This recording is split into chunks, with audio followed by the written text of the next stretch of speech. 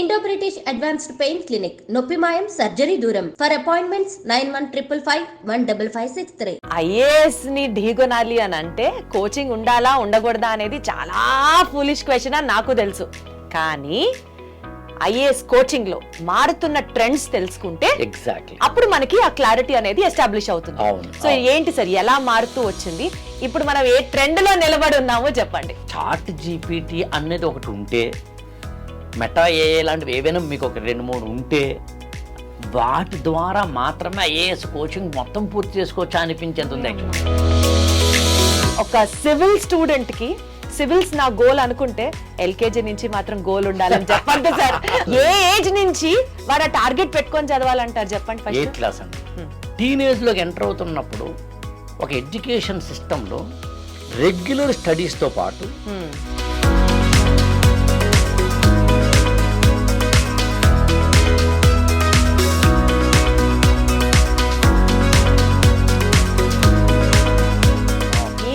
Keyword search చేసి నీకు information కావాలో తెలుసుకోవాలి గానీ బోల్డ్ అంత నాలెడ్జ్ అవైలబుల్ గా ఉన్నప్పుడు మళ్ళీ ఐఏఎస్ సింప్లిఫైడ్ అనే ఆప్షన్ లోకి ఎందుకు వెళ్ళాలి sir? The failed IAS aspirant is the best tutor.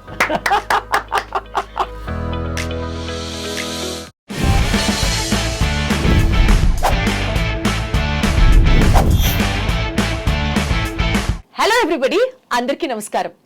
Usual గా మీ పిల్లల్ని ఏం చేయాలనుకుంటున్నారు అని అడిగినా, పిల్లల్ని మీరేమవుతారు అని అడిగినా, ఇప్పటికీ కొన్ని జనరేషన్స్ నుంచి రెగ్యులర్గా మనం వింటున్న ఆన్సర్ డాక్టర్, ఇంజనీర్, ఇప్పుడు కొంచెం ఏదో సిఏ అన్న పదం కూడా గట్టిగా వినిపిస్తోంది. అక్కడక్కడ కొంతమంది పిల్లలు ఏమన్నా వేరే ప్రొఫెషన్స్ మాట్లాడగలుగుతున్నారు.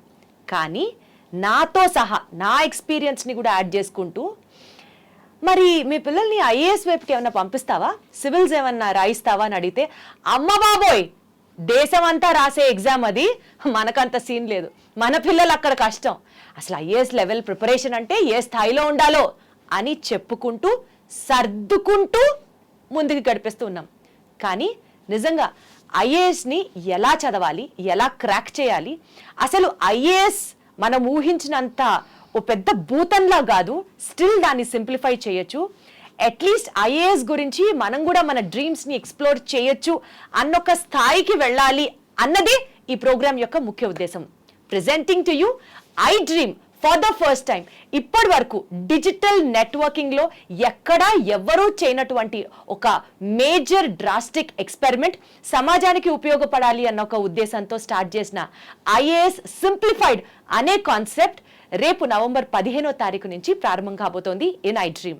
అయితే అసలు ఈ ప్రోగ్రామ్ యొక్క ముఖ్య ఉద్దేశం ఏంటి, స్టూడెంట్స్కి ఏం చెప్పాలనుకుంటున్నారు, ఈ అంశాల గురించి నేను నా ఇంట్రొడక్షన్లో చెప్పిందే కాదు, ఇంకాస్త డీటెయిల్డ్గా ఎలాబొరేటెడ్గా ప్రముఖ ఐఏఎస్ ట్రైనర్ అఖిల రాఘవేంద్ర గారు ఉన్నారు. ఆయన్ని అడిగి తెలుసుకుందాం. రాఘవేంద్ర గారు నమస్తే. నమస్తే, థ్యాంక్ యూ సో మచ్ అండి.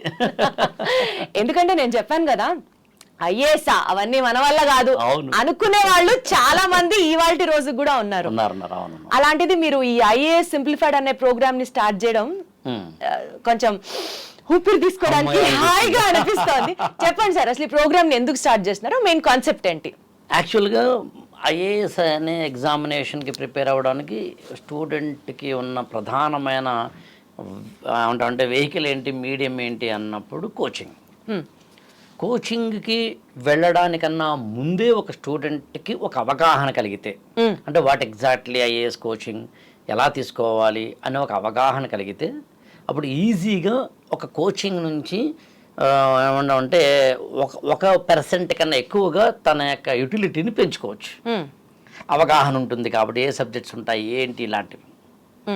అందుకని ఒక స్టూడెంట్ కోచింగ్కి వెళ్ళాలా వద్దా అనే ఒక డౌట్ ఉన్నా, కోచింగ్ నుంచి ఏం తెచ్చుకోవాలి అనే కన్ఫ్యూజన్ ఉన్నా, అసలు కోచింగే సాధ్యం కాదేమో, డబ్బులు లేకనో ఇంకో కారణం చేతనో, అలాంటి వాళ్ళు ఎవరైనా ఉన్నా ఇవాళ డిజిటల్ ప్లాట్ఫామ్ వచ్చింది కాబట్టి ఐఏఎస్కి సంబంధించి ప్రిపరేషన్ మెథడాలజీని A to Z అరటిపండు ఒలిచిపెట్టినట్టుగా ఒక చెబితే ఎలా ఉంటుందనే ఐడియా మీరు నమ్మరు, ఐ డ్రీమ్కి వచ్చింది. వండర్ఫుల్. అప్పుడు నన్ను పిలిచారు. అప్పుడు ఐ డ్రీమ్ ఈ సంస్థతోటో లేదా ఇక్కడ ఉన్న వారితోటో, ముఖ్యంగా సంస్థ అధినేతతో నాకున్న దాదాపు 20-25 ఏళ్ల పరిచయం వల్ల ఈజీగా చేద్దామని, అందులో ఒక డిజిటల్ బోర్డు ద్వారా ఒక స్టూడెంట్కి అసలు ఇందులో ఏమేమి సబ్జెక్ట్స్ ఉంటాయి, ఏ సబ్జెక్ట్స్ని ఎలా చదవాలి, ఏ సబ్జెక్ట్స్కి ఏ పుస్తకాలు ఉన్నాయి, తెలుగు మీడియమా ఇంగ్లీష్ మీడియం అనే కన్ఫ్యూజన్ ఉంటే ఎట్లా, ఎథిక్స్ కానీ ఎస్ఏ కానీ జనరల్ స్టడీస్ కానీ ఇతరత్ర కానీ చదవాలంటే ఏం చేయాలి, ఇంగ్లీష్ ఎంతవరకు రావాలి, తెలుగు ఎంతవరకు రావాలి, ఆప్షనల్ ఎలా సెలెక్ట్ చేసుకోవాలి, అసలు కోచింగ్ తీసుకోవాలా అక్కర్లేదా? సరే ఇన్ని పాయింట్స్ మీరు చెప్తున్నారు కదా, అక్కడి నుంచే స్టార్ట్ చేస్తాను. సో ఫస్ట్ మీరు ఏం చెప్పారు, ఒక క్లారిటీ ఉండాలి, కోచింగ్ పరంగా ఒక అవగాహన ఉండాలి, అక్కడి నుంచి స్టార్ట్ చేద్దాం సార్. ఐఏఎస్ ని ఢీగొనాలి అని అంటే కోచింగ్ ఉండాలా ఉండకూడదా అనేది చాలా ఫూలిష్ క్వశ్చన్ అని నాకు తెలుసు. కానీ ఐఏఎస్ కోచింగ్ లో మారుతున్న ట్రెండ్స్ తెలుసుకుంటే ఎగ్జాక్ట్లీ అప్పుడు మనకి ఆ క్లారిటీ అనేది ఎస్టాబ్లిష్ అవుతుంది. సో ఏంటి సార్, ఎలా మారుతూ వచ్చింది, ఇప్పుడు మనం ఏ ట్రెండ్ లో నిలబడి ఉన్నామో చెప్పండి. భలే క్వశ్చన్ అడిగారండి. ఇది ఒక గత 10 ఏళ్లుగా ఐఏఎస్ కోచింగ్కి సంబంధించిన ఏమంటామంటే నేచరు మారుతూ వస్తాం. ఇవాళ సమాజం అంతా మారింది. ఒకప్పుడు మనము ఇండ్లలో వంటలు వండుకోవడం లాంటివి కంపల్సరీ చేసేవాళ్ళం. గెస్ట్ ఎవరైనా ఇంటికి వస్తే ఇంటికి వచ్చిన గెస్ట్కి మనం వండి పెట్టడం అనేది అతిపెద్ద గౌరవంగా అనుకునేవాళ్ళం. అలాంటిది ఇవాళ నేను మీ ఇంటికి వచ్చాను అనుకోండి, ఏ మధ్యాహ్నం 1 గంటకు వస్తే మీరేమీ మీ అమ్మగారు లోపలికి వెళ్ళి వండాలా, మీ అత్తగారు లోపలికి వెళ్ళి వండాలా, ఏం అక్కర్లేదు. యాక్చువల్గా ఫ్యామిలీ మెంబర్స్ అందరం హాల్లో కూర్చొని మాట్లాడుకుంటున్నాం. ఈలోగా స్విగ్గీకో జొమాటోకో దేనికో ఆర్డర్ ఇచ్చేలోపు మీరు ఏ హోటల్ ఇష్టం అండి అంటున్నారు. యాక్చువల్గా అంతే కదా, ఇది అంటే మారింది. ర్యాపిడో లాంటివో జొమాటో లాంటివో లేకపోతే ఇతరత్ర లాంటివో ఎలాగైతే మనకి అనేక రూపాల్లో మన జీవితంలోకి వచ్చాయో, అలా డిజిటలైజేషన్ వల్ల ఐఏఎస్ కోచింగ్ కూడా మారింది. ఓకే, సో అది ఇప్పుడు కరెంట్ ట్రెండ్ అంటారు. Current trend. అందులోనూ మరీ లేటెస్ట్ ట్రెండ్ ఏంటంటే ఆర్టిఫిషియల్ ఇంటెలిజెన్స్. చాట్ జీపీటీ అనేది ఒకటి ఉంటే, మెటా ఏఐ లాంటివి ఏవైనా మీకు ఒక 2-3 ఉంటే, వాటి ద్వారా మాత్రమే ఐఏఎస్ కోచింగ్ మొత్తం పూర్తి చేసుకోవచ్చా అనిపించేంత ఉంది. యాక్చువల్గా అసలు ఎంత హాయిగా ఉందో తెలుసా ఈ మాట వినడానికి. మీకు హాయిగా ఉంది కానీ కోచింగ్ సెంటర్ అధినేతలకి లేదు, కోచింగ్ ఇచ్చే వాళ్ళకి కొంచెం ఏమంటామంటే గుండె లవలవలాడేలా ఉంటుంది. ఎందుకనంటే స్టూడెంట్. కానీ విచిత్రం ఏంటంటే ఇక్కడ చాలా ఒక చిన్న కాంబినేషన్ చెప్తాను మీకు. ఫస్ట్ లెవెల్ ఏంటంటే స్టూడెంట్కి అసలు ఏం కోచింగ్ తీసుకోవాలి, ఎలా కోచింగ్ తీసుకోవాలి, కోచింగ్ తీసుకోలేని పరిస్థితి ఉంటే ఎట్లా తను మౌల్డ్ చేసుకోవాలని. సెకండ్ లెవెల్ ఒక గైడ్ని కానీ మెంటార్ని కానీ కోచింగ్ సెంటర్ని కానీ ఒక అంటే అసోసియేట్ అయినప్పుడు ఏ విధంగా నన్ను నేను మలుచుకోవాలి. థర్డ్ స్టేజ్ ఎగ్జామినేషన్ అంటే యూపీఎస్సి నీ నుంచి ఏం ఎక్స్పెక్ట్ చేస్తుంది, నీ నుంచి ఎక్స్పెక్ట్ చేస్తుంది, నువ్వు ఇస్తూ ఉన్నావా లేదా. మీకు మామూలుగా యూపీఎస్సీ ఎగ్జామినేషన్లో మెయిన్స్ ఎగ్జామినేషన్ సంబంధించిన ఆన్సర్ రైటింగ్ సంబంధించి డిస్క్రిప్టివ్ టైప్ ఆఫ్ ఎగ్జామినేషన్కి యూపీఎస్సీ నోటిఫికేషన్లు ఇచ్చే మాట ఏంటంటే, UPSC is not seeking from you information and memory, rather it is expecting the depth of understanding and your analytical ability. ఒక విశ్లేషణ సామర్థ్యం నీకు ఉండాలి. కరెక్ట్. ఆ విశ్లేషణ సామర్థ్యాన్ని ఇవ్వగలిగినప్పుడు నీకు మంచి మార్కులు వస్తాయి. సో అది ఏ ఇన్స్టిట్యూట్ ఇస్తోంది అన్నది పక్కన పెడితే, ఇవాళ రోజున ఒక డిజిటల్ ప్లాట్ఫామ్, అది కూడా ఐ డ్రీమ్ సంస్థ లాంటిది, ఒక ప్రోగ్రామ్ ని కాయిన్ చేసి స్టూడెంట్స్ కి హెల్ప్ చేస్తోంది అంటే nothing more than that. Exactly, IAS simplified అనే పేరుతోటి. ఎగ్జాక్ట్లీ. సో ఈ ఐఏఎస్ సింప్లిఫైడ్ అనే ప్రోగ్రామ్ లో సార్ నాకు ఒక్కటి చెప్పండి, డాక్టర్ అవ్వాలన్నా ఇంజనీర్ అవ్వాలన్నా ఐఐటీలు జేఈఈ ఎగ్జాములు రాయాలంటే 6th క్లాస్ కూడా పోయిందేమో సార్. 4వ క్లాస్ నుంచి అవును కోచింగ్లు మొదలు పెట్టేశారు. 4వ క్లాస్ 3వ క్లాస్ నీకు అప్పటికే క్లారిటీ ఉండాలి, నువ్వు డాక్టర్ అవ్వాలా ఇంజనీర్ అవ్వాలా అని. మరి ఒక సివిల్ స్టూడెంట్ కి సివిల్స్ నా గోల్ అనుకుంటే ఎల్కేజీ నుంచి మాత్రం గోల్ ఉండాలని చెప్పండి సార్. అసలు ఇంకా నేను జీర్ణం చేసుకోలేను దాన్ని. మీరేమో సింప్లిఫైడ్ అన్నారు. నా క్వశ్చన్ సీరియస్ గా, ఏ ఏజ్ నుంచి వాడు టార్గెట్ పెట్టుకొని చదవాలంటారు చెప్పండి. ఫస్ట్ 8th క్లాస్ అండి. 8th class sir. ఎందుకు చెప్పాలి, 8th క్లాస్ నుంచి స్టూడెంట్ యొక్క ఎడ్యుకేషన్ ఓరియంటేషన్ మారుతుందండి. ఎడ్యుకేషన్లో మీరు మామూలుగా సిబిఎస్ఈ అయినా ఐసిఎస్ఈ అయినా స్టేట్ లెవెల్ సిలబస్ అయినా కానీ ఒక స్టూడెంట్ 8th క్లాస్ నుంచి చదివే విధానం మారుతుంది. సబ్జెక్ట్స్ అవే ఉంటాయి, అదే జాగ్రఫీ, అదే ఎకనామిక్స్, అదే సివిక్స్, అదే ఫిజిక్స్, అదే కెమిస్ట్రీ, అదే బయాలజీ, అదే హిస్టరీ, ఇవన్నీ ఉన్నప్పటికీ ఓరియంటేషన్ మారుతుంది. అందుని 13 సంవత్సరాల వయసు కలిగిన 8th క్లాస్ స్టూడెంట్ కనుక ఐఏఎస్ అవ్వాలనే ఎయిమ్ కనుక కలిగితే అక్కడి నుంచి స్టార్ట్ చేయడం మంచిది. 2, సాధారణంగా 8th క్లాస్లోకి వస్తున్న స్టూడెంట్కి ఒక హార్మోనల్ చేంజెస్ స్టార్ట్ అవుతాయి. కరెక్ట్. టీన్ ఏజ్లోకి ఎంటర్ అవుతాడు. టీన్ ఏజ్లోకి ఎంటర్ అవుతున్నప్పుడు ఒక ఎడ్యుకేషన్ సిస్టంలో రెగ్యులర్ స్టడీస్తో పాటు ఏదైనా ఒక హాబీ కానీ, ఏదైనా ఒక ఎంటర్టైన్మెంట్ కానీ, ఏదైనా ఒక ఎడ్యుటైన్మెంట్ కానీ ఉండాలి. ఓకే. చెస్ ఆడడమా, క్యారమ్స్ ఆడడమా, వాలీబాలా, బాస్కెట్బాలా, cricket, whatever you name it, for hobbies. లేదా పెయింటింగా, మ్యూజిక్కా, డ్యాన్స్, అందులో మళ్ళీ అనేక రకాల డ్యాన్స్. దీని మీద నాకు ఒక డిబేటబుల్ పాయింట్ ఉంది. మీ ఫ్లో నేను ఇప్పుడు ఆపను, మీరు చెప్పేయండి, నేను తర్వాత మాట్లాడతా దాని గురించి. డన్. ఓకే. అందుకని 8th క్లాస్ అనేసరికి హార్మోనల్ చేంజెస్ వస్తున్న ఒక స్టూడెంట్, అమ్మాయి అయినా అబ్బాయి అయినా, మనం ఏదో ఒకటి చిప్ కని యాడ్ చేసామనుకోండి, ఐఏఎస్ అని చిప్, సిఏ అనే చిప్, ఐఐటి అనే చిప్, ఇంకోటి చిప్ యాడ్ చేస్తే, మెడిసిన్ అనే చిప్ యాడ్ చేస్తే వాళ్ళకి చదువుతున్నప్పుడు ఒక ఫోకస్, ఒక ఓరియంటేషన్ కలుగుతుంది. ఓకే, నేను ఐఏఎస్ అవ్వాలా, అయితే న్యూస్ పేపర్ చదవాలి. ఓహో, నేను ఐఏఎస్ అవ్వాలా, అయితే జనరల్ నాలెడ్జ్ చదవాలి. ఓహో, ఐఏఎస్ అవ్వాలా అని he is starting himself or herself probing, exploring. మనం ఏమీ ఇవ్వకుండా తర్వాత చూద్దామండి, కంగారు ఏముందండి. చాలామంది ఏమంటారంటే, సైకాలజిస్టులు కూడాను, ఈవెన్ మామూలు సమాజంలో ఉన్న సామాజిక కార్యకర్తలు ఏమంటారంటే, ప్రెషర్ పెట్టేస్తే ఎట్లాగా, స్ట్రెస్ స్ట్రెస్ స్ట్రెస్.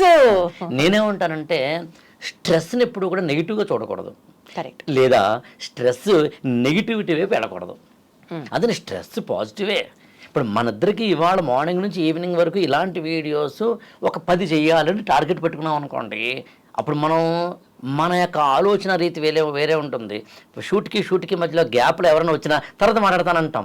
అదే నెక్స్ట్ షూట్ లేకపోతే ఏం చేస్తామండి, ఏంటి బాగున్నావా అంటే we are cock and bull stories ఎప్పుడు చెప్తున్నామండి, ఖాళీగా ఉంది. అది డెవిల్స్ వర్క్షాప్ అయినప్పుడు. అందులో పిల్లలకి ఇవ్వండి, వాళ్ళని ప్రెషర్ పెట్టమంటలేదు, స్ట్రెస్ చేయమంటలేదు.